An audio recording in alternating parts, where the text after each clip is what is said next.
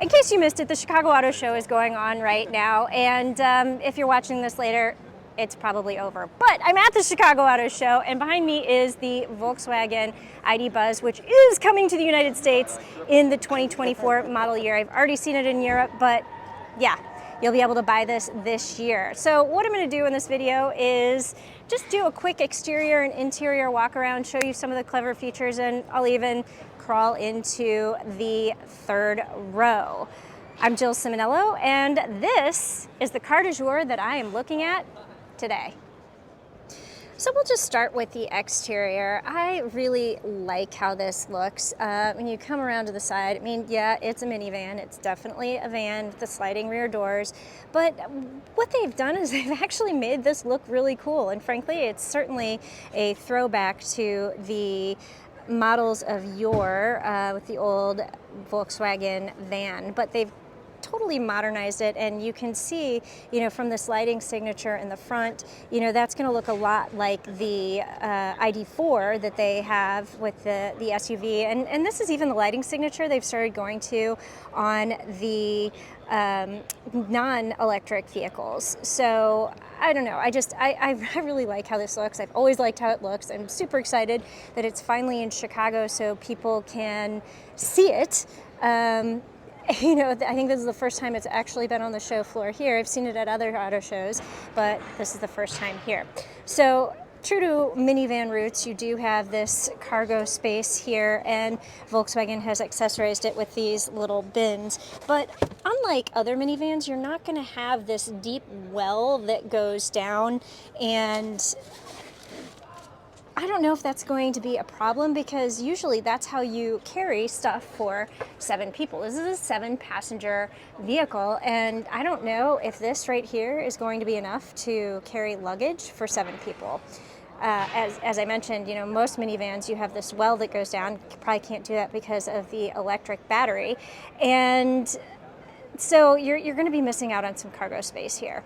Coming around to the side, you know what, we'll just hop in the back here. So this is going to be your middle row, and you can see it has a little bit of a split here, so you can move that seat forward or backwards a little bit. But these two seats are going to be connected to each other, and this center seat here is not removable. And I don't know if they're going to have an available captain's chairs. There's not a lot of information out about the ID Buzz just yet. They've done the reveal, but they haven't done any of the media drives or any of the deep dives for media that I'm aware of yet. So, all right, yep, you do have a really nice panoramic roof here, and let's see. Oh, I really love details, and they've done some really nice thing with the details on the ID Buzz, where you can see these little Easter eggs. We like to call them Easter eggs back here. Oh, and you know what? While I'm down here, let's just take a look at this a second.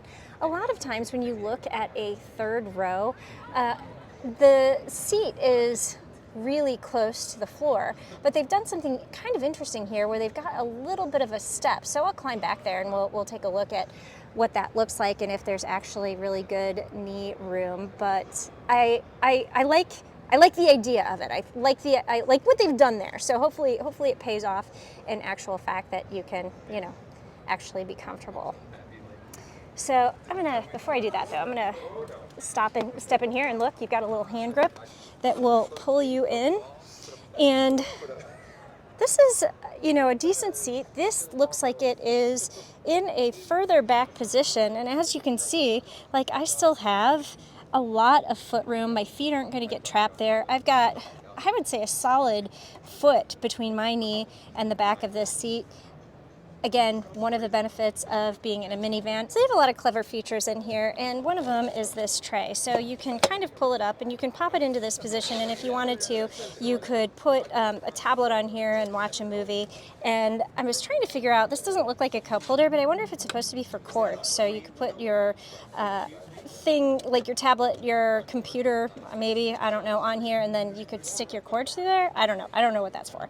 But then if you want to maybe eat off of it or use it as a little bit of a table, put a puzzle together, small puzzle, I don't know, use it as a table. I mean, this isn't super sturdy, I wouldn't want to be pounding on it, but it's a nice little feature that you have back here. And then you can use this little latch to put it back down, as you see.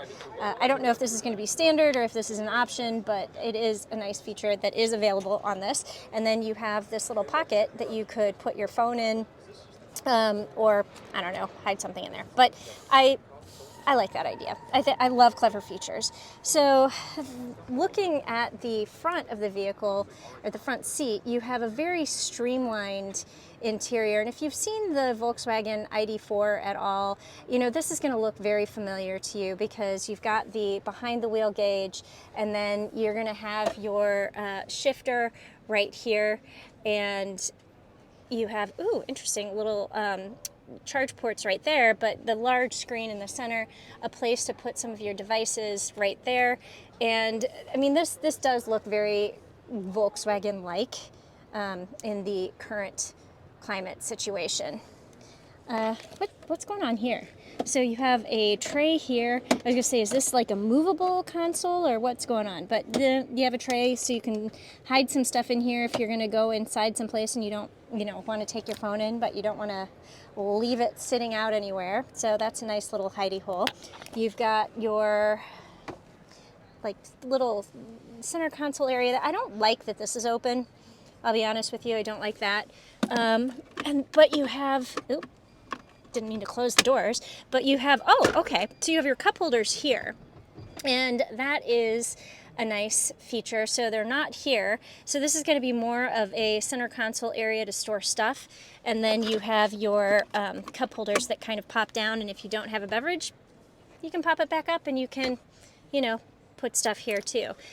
We saw this on the ID4 as well, and this is a little pause play button, and I always find that to be really clever.